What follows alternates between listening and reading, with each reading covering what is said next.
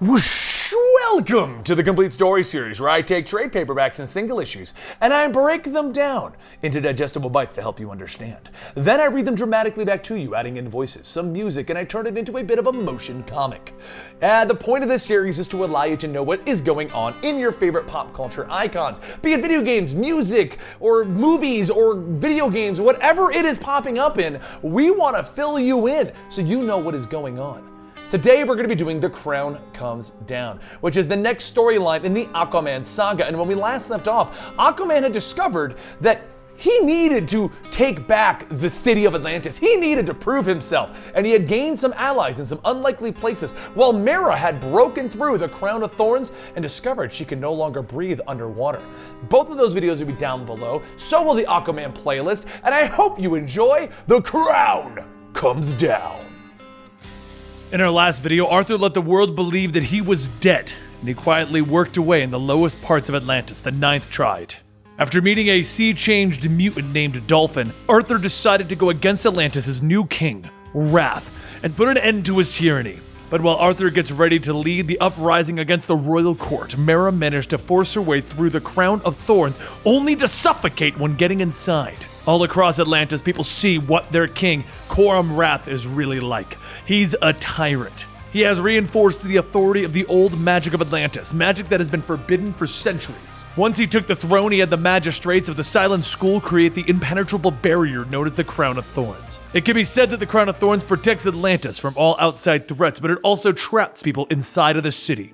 In the Ninth Triad, Wrath's secret police, the Drift, patrol the streets gathering all the poor and mutated Atlanteans for another purge. But just before the Drift could activate the kill nets, a school of fish start nipping away at one of the soldiers. As the soldier brushes the fish away, Arthur, now wielding his trident, tells the soldiers to let these people go. The mutants from inside the kill net shout that it's him. It's Aquaman! Atlan, bless us! And as Arthur fights, he fights not as a man trying to reclaim his throne, but he fights as a man trying to help those in need, no matter their social status. As the last soldier falls, Arthur rips open the kill nets, telling the people that there is no need to talk. Spread the word. Justice is coming.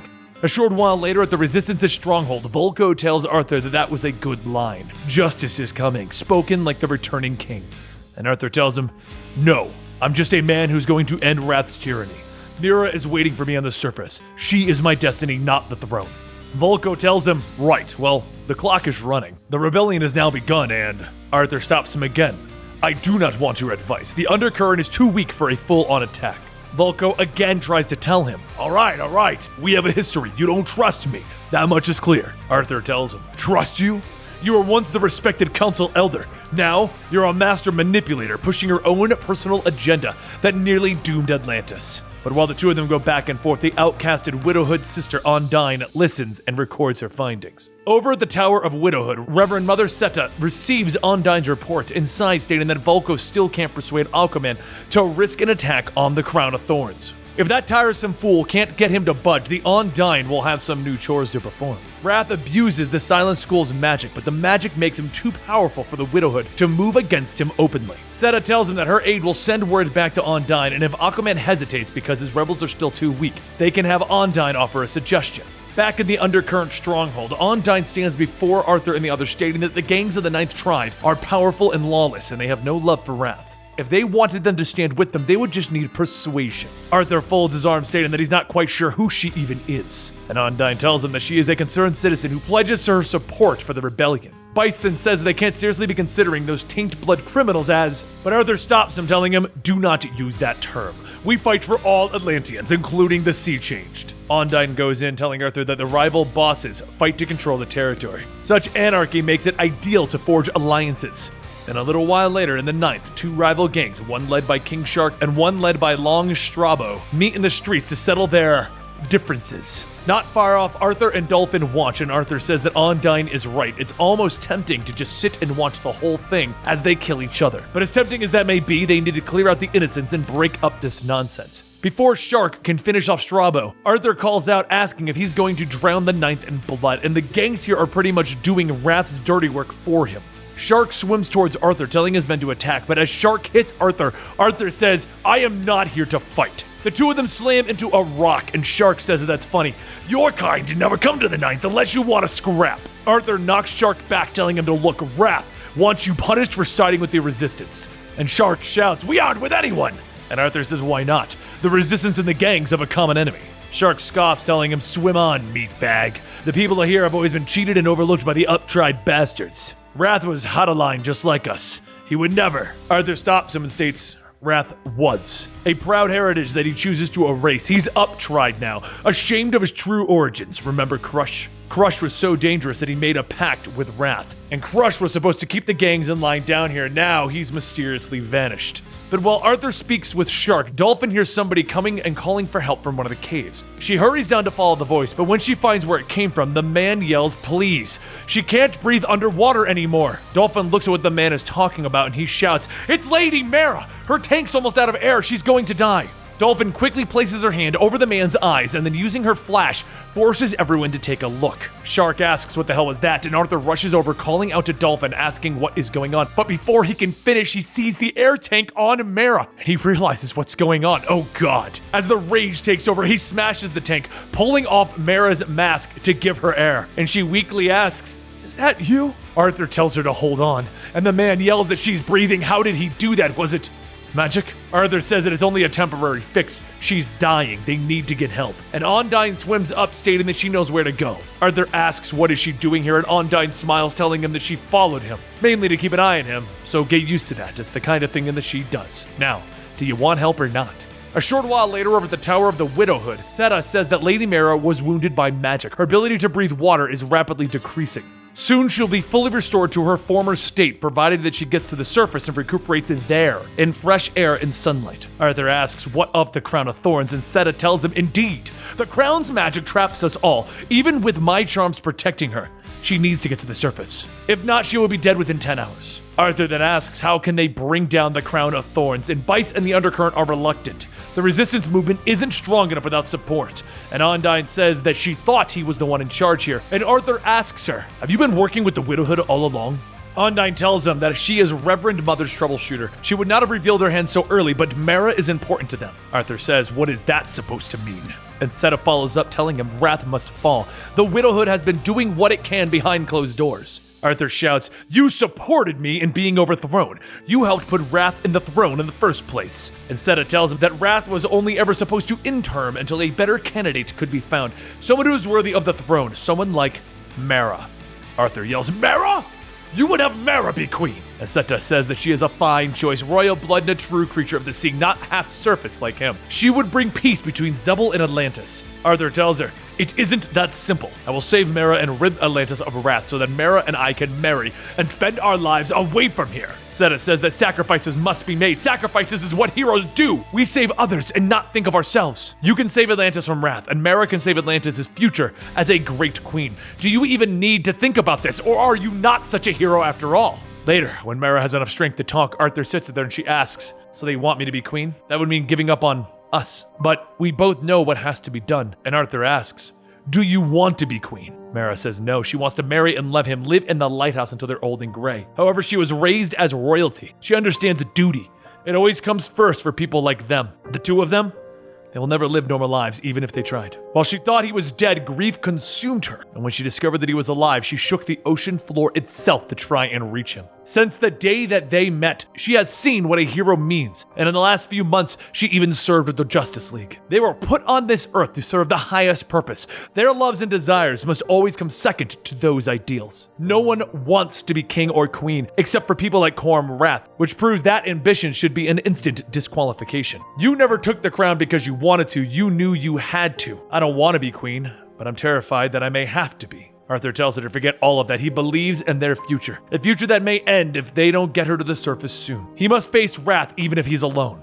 And back in the ninth, Shark asks, so you're back?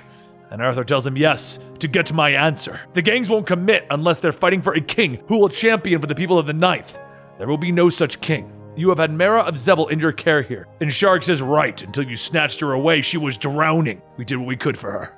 Arthur tells him, right, I'm sure she would have been a useful hostage. Nevertheless, you tried to help her.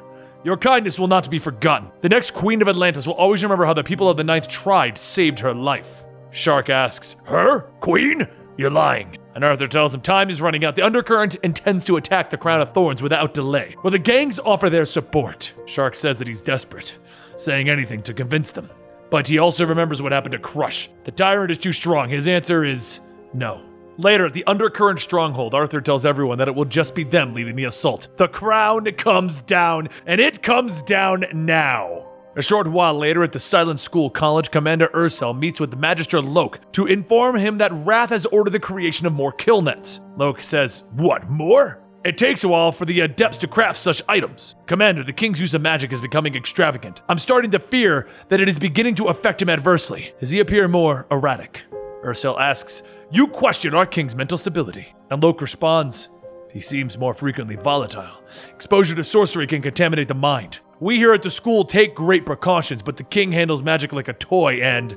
But before he can finish, there's a loud explosion with Ursel asking, "What the hell?" And Arthur descends, stating, "Yes, hell is right. Undercurrent, with me!" Vice tells the others that they heard him. "Follow Aquaman!" Ursel shoots some of the resistance, telling Loke that they will be targeting the school's inner sanctum. Gather the students and defend it. Loke calls out to the other magisters and the acolytes to wake every student in the school. They must purge these devils. Vice sends in the sea beast, but as the magisters push back with their magic, they end up injuring Thrasher. Vice swims up, stating, "No. Easy now, Jurek will make them pay." But before Vice can swim up, Ursel shoots him, shouting, "Old Jurek is a traitor to the throne. You were once the royal beastmaster. Where's your loyalty now?" Just as Ursel goes to pull the trigger, Dolphin punches and Ursel shouts, "How dare a taint blood strike me?" Ursel charges him, but Dolphin punches her back again. As Arthur continues destroying everything in his path, making his way to the source of the Crown of Thorns' power, he looks at it, stating that this is what imprisons their city. He lifts up his trident, but before he can strike, Loke binds him with magic, stating that he will find the school's inner sanctum well defended. The Crown of Thorns will endure. Meanwhile, in the throne room, Merc reports that the Undercurrent has laid assault upon the Silent School. Their target is undoubtedly the Crown of Thorns. Wrath grabs Leo by the face, stating, "You swore that they didn't have the numbers." Leo tries to speak, but Wrath throws him to the side, and Merc says that the rebels appear under strength, acting in desperation. He's already ordered a full diversion of the drift to counterattack, but they won't be needed. Magister Loke has rallied the entire enclave of the Silent School to defend the crown. The rebels will be slaughtered. Wrath watches and smiles as Arthur slowly begins to lose the fight, stating that it would seem that the false king has returned from the dead, if only briefly. For all of its power, the royal trident will not safeguard him, not against the combined might of the Silent School. Arthur slams the trident into the ground to help stop him from being destroyed by the magic, but just then Shark shouts to his men that it's frenzy time. Shred them! Shark's gang quickly swims in, attacking the magisters, and Arthur picks himself up, replying with, "I'm surprised to see you." Shark tells him, "Well, I had to think. If Aquaman is foolish enough to stand up against King Wrath and mount this raid, maybe the gangs of the Ninth should stand with him."